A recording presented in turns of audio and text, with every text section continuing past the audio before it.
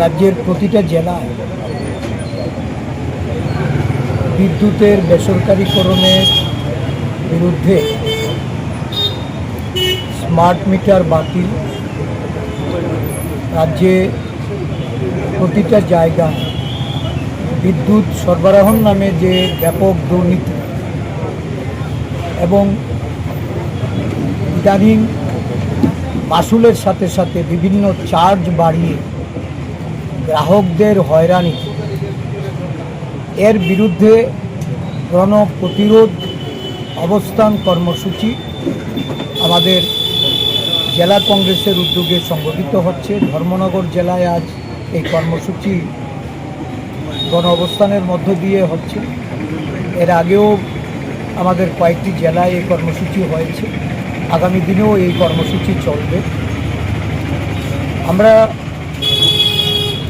এই রাজ্যের যারা বিদ্যুৎ গ্রাহক, বিভিন্ন সময়ে বিদ্যুৎ মন্ত্রী বা বিদ্যুৎ নিগম দ্বারা আশ্বস্ত হলেও বিদ্যুৎ সরবরাহের ক্ষেত্রে যেমন বড় ধরনের ব্যাঘাত তৈরি হয়েছে, ব্যাহত হচ্ছে পরিষেবা প্রদানে, ঠিক তেমনিভাবে অধিক মাত্রায় মাসুল চার্জ করার পরেও মানুষ এই বিদ্যুৎ যন্ত্রণা থেকে মুক্তি পেয়েছে। রাজ্যের অধিকাংশ মানুষের স্বার্থে বিদ্যুৎ দপ্তরকে এই বিষয়টাকে কিভাবে সমাধান করা যায়, তার সলিউশন কি হবে, এই নিয়ে সাংবাদিকদের তরফ থেকেও বিদ্যুৎ মন্ত্রীকে প্রশ্ন করা হলে উনি দায়িত্ব এড়িয়ে যান।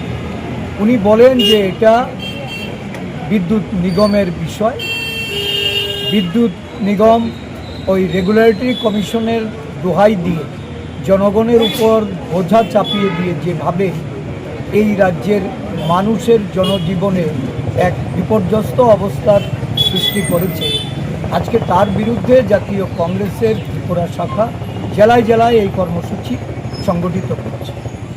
এই কর্মসূচির মধ্য দিয়ে আমরা বলতে চাই যে যদি দপ্তর চালাতে বিদ্যুৎ মন্ত্রী ব্যর্থ হয়ে থাকে তাহলে ওনাকে অবিলম্বে পদত্যাগ করা, আর যদি উনি পদত্যাগ করতে সম্মত না হন তাহলে আমাদের আন্দোলনের গতিমুখ আরও তীব্র হবে এবং আমরা বাধ্য করব এই বিদ্যুৎ দপ্তর, যে বিদ্যুৎ দপ্তরের দায়িত্ব নিয়ে একজন মন্ত্রী জনগণের সমস্যা নিয়ে ভাবনা চিন্তা নাই, যিনি নিগমের উপর দায়ভার চাপিয়ে দিয়ে উনি নিজে সমস্ত দুর্নীতি এবং বিদ্যুতের অব্যবস্থাকে যারা চাপা দিতে চায়, আড়াল করতে চায়, তাদের বিরুদ্ধে আমরা তীব্র আন্দোলন করি।